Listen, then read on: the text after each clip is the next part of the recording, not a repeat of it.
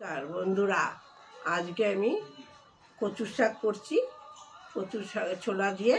ভালো লাগলে লাইক করবেন, কমেন্ট করবেন, পাশে থাকবেন, শেয়ার করবেন। নমস্কার। এই দেখুন, কচুর শাকটা সেদ্ধ করা আছে, এই সেদ্ধ করে নিয়েছি। দিয়ে দিলাম তেজপাতা, আর এটা সাদা জিরে দিয়ে দিলাম, গুঁড়োটা দিয়ে দিলাম, একটু দিয়ে দিলাম।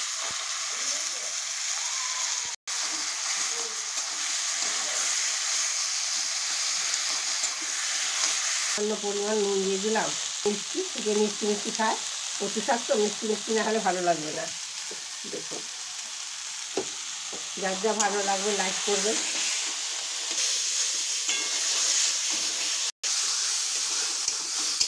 হয়ে গেছে কচু শাকটা।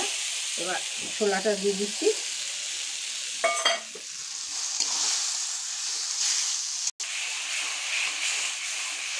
কচুর শাক ছোলা দিয়ে